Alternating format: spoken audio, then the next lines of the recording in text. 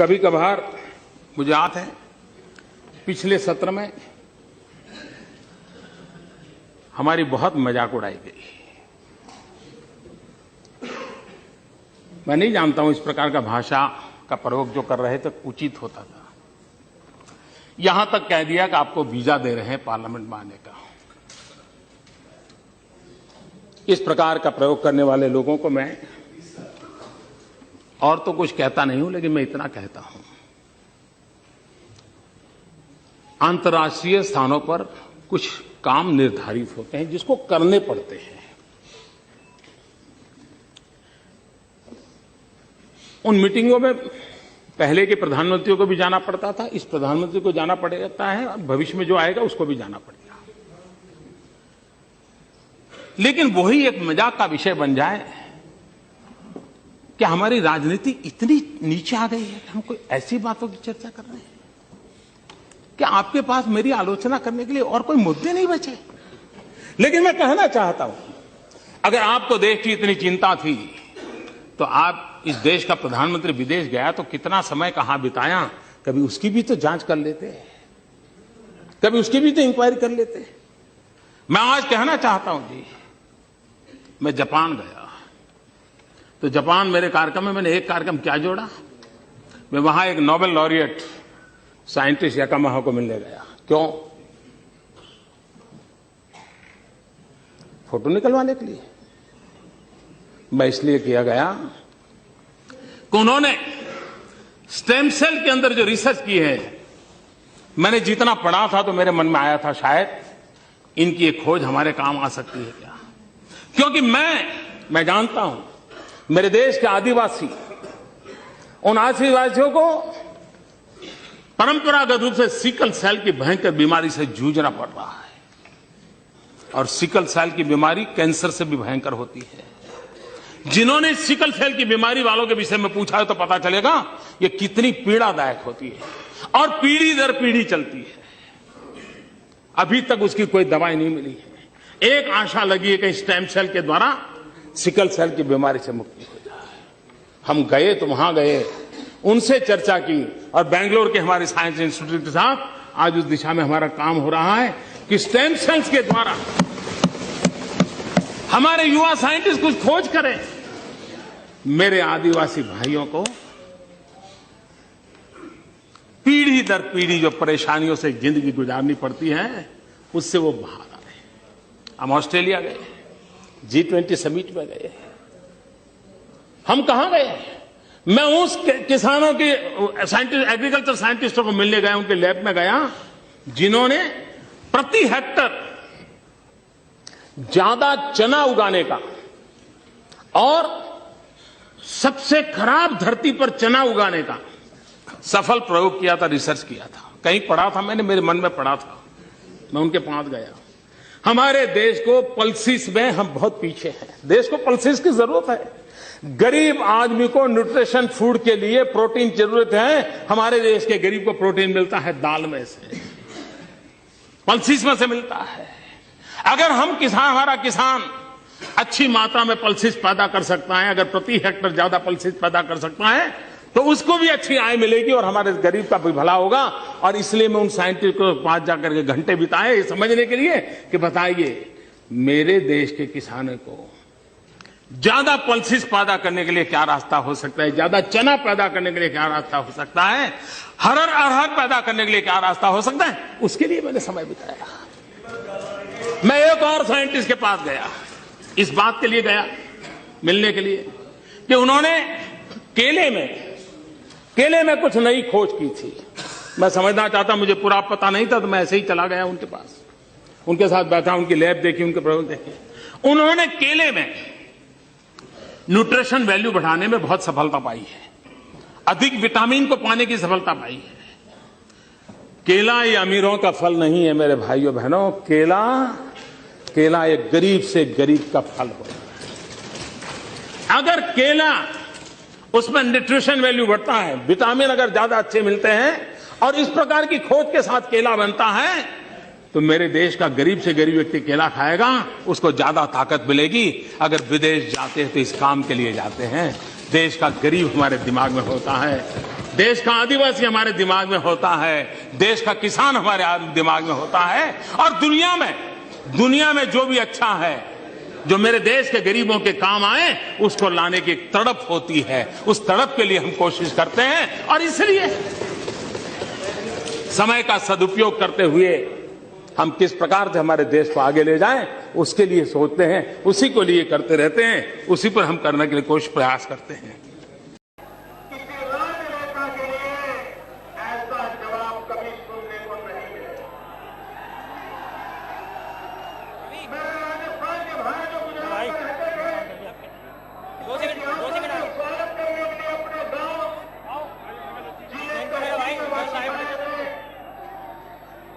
जब मैंने पूछा क्यों जा रहे हो, तो जवाब दे रहे हैं कि मोदी जी पिछली बार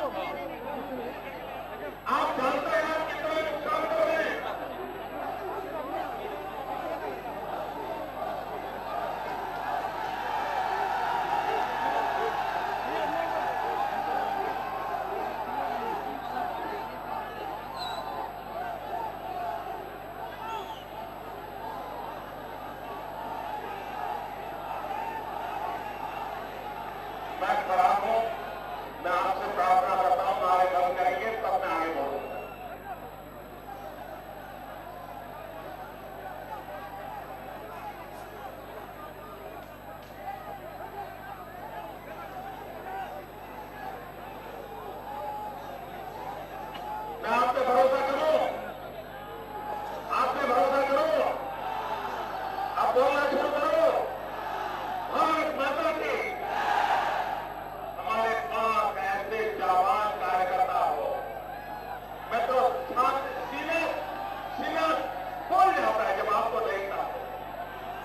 इतना प्यार, इतना प्यार।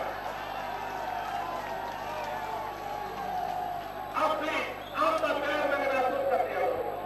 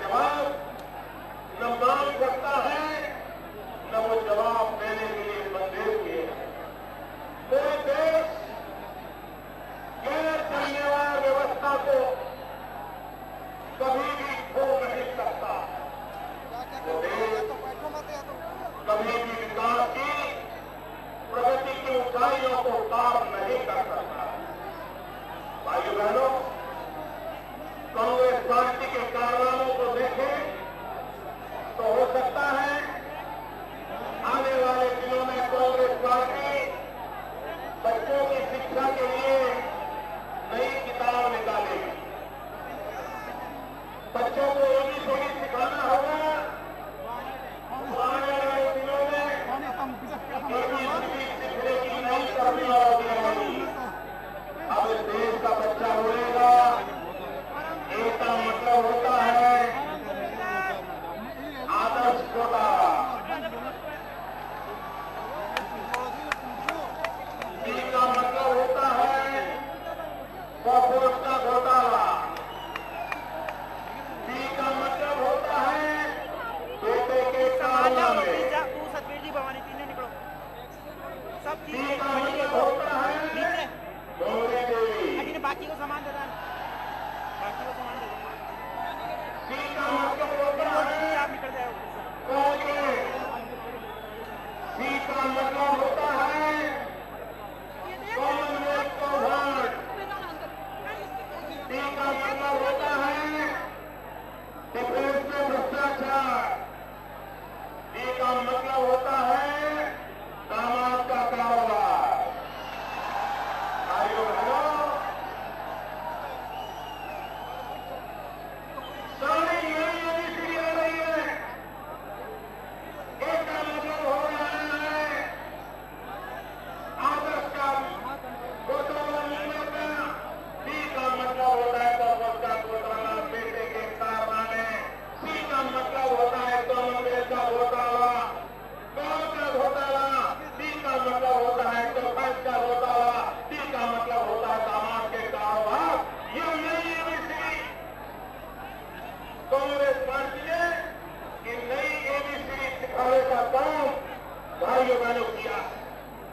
आज अगर कांग्रेस सरकारों के कारनामों को देखा हो, एक बात ध्यान में आती है, अगर 5 साल उनको सत्ता में मिलते हैं तो 5 साल का उपयोग कैसे करते हैं। मैं हिंदुस्तान के पत्रकारों से प्रार्थना करता हूं, इस देश के पॉलिटिकल पंडितों से प्रार्थना करता हूं कि वो जरा कांग्रेस के 5 साल के कारोबार को देखें।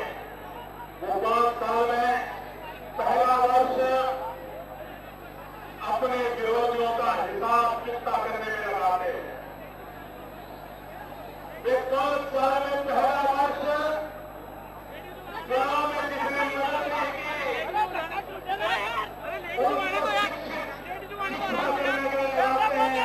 उनको परेशान करने में लगाते हैं। 3 साल में खजाना लूटने में लगे रहते हैं, जहां से मिले मार भाग करते हैं, और आखिरी साल में जनता को विरोधी बांटने में लगा देते हैं। ये फेंको, वो फेंको, वो डालो, वो दो, जनता को गुमराह करो। भाइयों बहनों, कांग्रेस के 5 साल के कारोबार का ये सेंट्रल रहता है। अगर हम कांग्रेस के कारोबार के टाइम टेबल से मुक्ति नहीं लेते हैं, आगे निकालते जाना भाई साहब। इस देश को कांग्रेस मुक्त भारत नहीं बनाते हैं, तो ये जो बीमारियां हैं, ये बीमारियों से देश बच नहीं सकता है। इसको भ्रष्टाचार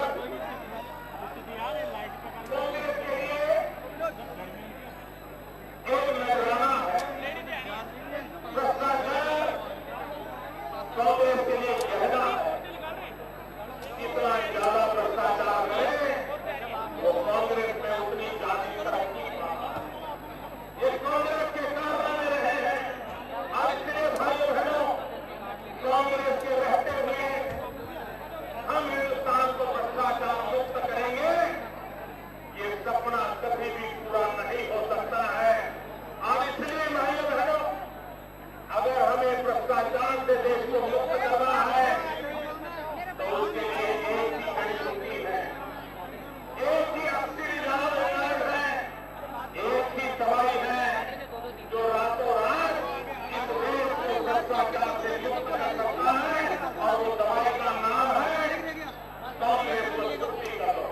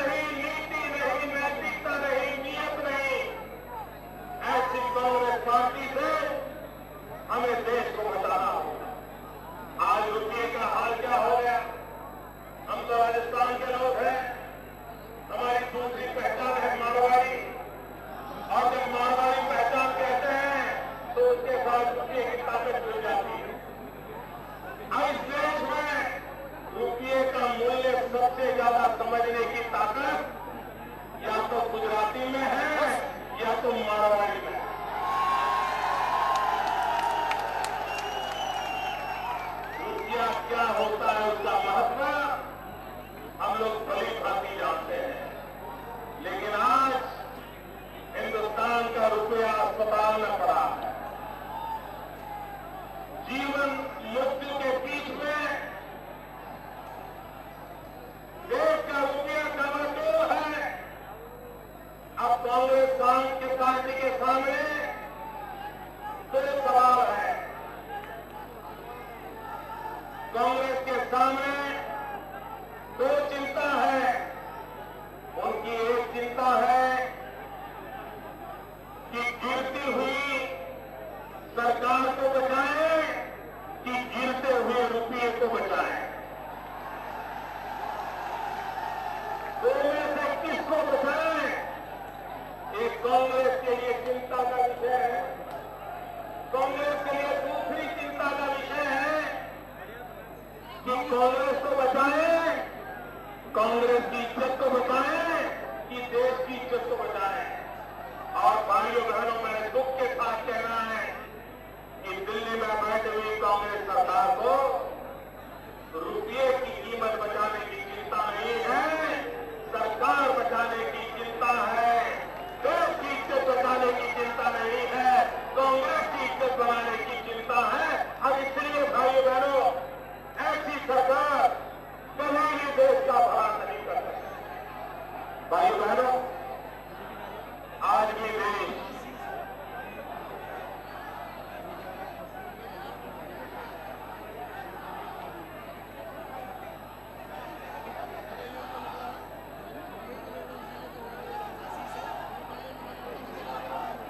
आज भी पूरा हिंदुस्तान अटल बिहारी वाजपेयी जी, लाल कृष्ण आडवाणी जी के नेतृत्व में चली हुई एनडीए की सरकार को याद करता रहता है। और उसमें भी देश को जो स्वर्णिम चतुष्क रास्तों का जो नेटवर्क कम समय में दिया चाहिए, उसकी सराहना होती है। जयपुर दिल्ली हाईवे, उसको जब भी याद करते हैं तो अटल जी का नाम याद आता है। लेकिन आज क्या हाल है भाइयों बहनों, ये यूपीए की सरकार अटल जी के रास्ते पर तो न चली, लेकिन अटल जी ने जो रास्ते बनाए थे उस रास्ते पर भी कोई न चल पाए, उसी का काम उन्होंने किया। आप जयपुर दिल्ली कभी 3.5, 4, 4.5 घंटे में पहुंचते थे। आज 7-7 घंटे के बाद भी दिल्ली निकल नहीं आती है। और अभी किसी ने मुझे बताया कि राजस्थान के महामहिम गवर्नर आदरणीय मार्गरेट आलवा जी ने कहा, और मार्गरेट जी ने कहा है, और उन्होंने मार्ग का रेटिंग किया। मार्गरेट आलवा जी ने मार्ग का रेटिंग किया और उन्होंने कहा कि जयपुर दिल्ली की हालत इतनी खस्ता है कि इस पर जाना मुनासिब नहीं है, ऐसा मुझे किसी ने बताया। अब खुद गवर्नर साहब भी आपके जयपुर दिल्ली हाईवे का जो दुर्दशा हुई है उसका वर्णन कर रहे हैं। भाइयों बहनों, भारत सरकार ने अभी एफिडेविट की है और एफिडेविट में कहा है कि पिछले 30 साल में जो रास्ते बने, उन रास्तों में से आधे रास्ते 6 साल में एनडीए की अटल जी वाली सरकार ने बनाए थे। आधे रास्ते आप कल्पना कर सकते हैं। अगर कोई सरकार काम करना चाहती है तो कितना अच्छा काम कर सकती है, इसका एक जीता जाता उदाहरण है। भाइयों बहनों, आज राजस्थान की धरती पर मैं आया हूं। मैं नौजवानों का जोम और जुस्सा देख रहा हूं। मेरे नौजवानों से प्रार्थना है, राजस्थान के नौजवान, आपको मालूम है आपके पास कितनी बड़ी ताकत है। वर्तमान में राजस्थान में जो मतदाता है, उन मतदाताओं में 40% से ज्यादा मतदाता सिर्फ 30 साल की कम आयु के मतदाता।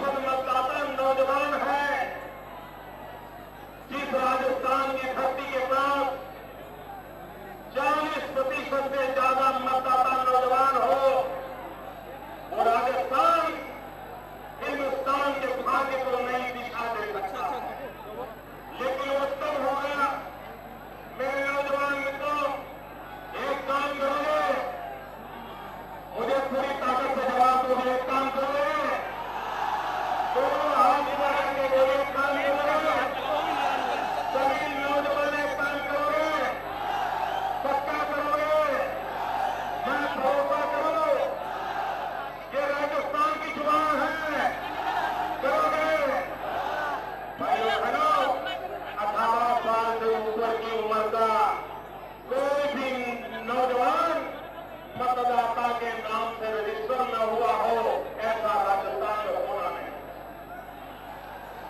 आप लोगों को मतदाता सूची में रजिस्टर करवाएंगे, एक एक नौजवान 10-10 लोगों को रजिस्टर करवाएगा, पक्का करवाएंगे। भाइयों बहनों, वसुंधरा जी ने 78 दिन की यात्रा की है, 14,000 किलोमीटर का भ्रमण किया है। हम नौजवान हैं, क्या हम वसुंधरा जी के काम की बराबरी में कम से कम 78 घंटे मतदाता सूची अच्छी बनाने के लिए दे सकते हैं क्या? अगर इतना आप काम करोगे, राजस्थान का भविष्य बदल जाएगा। दोस्तों, आगे बढ़ो। कांग्रेस के लिए यूथ एक वोटर है, हमारे लिए यूथ ये पावर है, हमारे लिए यूथ ये हिंदुस्तान की शक्ति है, हमारा देश का नौजवान ये राष्ट्र की शक्ति है। हम उसके पुजारी हैं और इसलिए मैं नौजवानों से अनुरोध करता हूं, भाई बहनों, जब परिवार में बच्चे का पहला जन्मदिन होता, बड़ा उमंग और उत्साह होता है। जब बच्चा पहली बार स्कूल जाता है, बड़ा उमंग और उत्साह होता है। जब बच्चे की शादी होती है, परिवार में उत्साह और उमंग होता है। लेकिन दुर्भाग्य से बच्चे के जीवन में एक बहुत बड़ा मोड़ आता है, उस समय हम कोई उत्सव नहीं मनाते, हमारा ध्यान नहीं जाता है। मैं आज राजस्थान की धरती को और राजस्थान की धरती से पूरे देश के नौजवानों को कहता हूं कि भारत के संविधान ने हमें एक अनमोल भेंट दी हुई है। 125 करोड़ देशवासियों ने हमें एक अनमोल भेंट दी है। वो अनमोल भेंट है मतदाता बनने का अधिकार, मतदान करने का अधिकार। ये 18 साल की उम्र में हमें मिलता है। 18 साल होते ही पूरे परिवार में, समाज में, स्कूल में, कॉलेज में एक उत्साह का माहौल होना चाहिए कि भाई आज आप 18 साल के हो गए, अब तो आप हिंदुस्तान के भाग्य विधाता बन गए, आप भारत के भाग्य विधाता बनते हो। और इसलिए जैसे स्कूल का एक उत्सव होता है, शादी का उत्सव होता है, वैसा ही 18 साल के बाद नागरिक बनने का उत्साह होना चाहिए, मताधिकार पाने का उत्साह होना चाहिए, मतदाता बनने का उत्साह होना चाहिए। भाइयों बहनों, मैं आज राजस्थान भारतीय जनता पार्टी को भी बहुत बहुत बधाई देना चाहता हूं, अभिनंदन करना चाहता हूं, क्योंकि उन्होंने संगठन की शक्ति को काम में लगाया और बूथ से कार्यकर्ताओं को काम में लगाया। और मुझे बताया गया कि यहाँ जो कार्यकर्ता बैठे हैं, उनके पास किस बूथ से आए हैं, किस तहसील से आए हैं, उसके पहचान पत्र है। भाई बहनों, एक बहुत बड़ा काम राजस्थान भारतीय जनता पार्टी की इकाई ने किया। मैं इस इकाई को अभिनंदन देता हूं, लेकिन भाइयों बहनों, मैं एक बात की और अपनी बात इंगित करके अपनी बात को समाप्त करना चाहता हूं। भाइयों बहनों, ये तो साफ नजर आ रहा है कि आंधी बड़ी तेज है।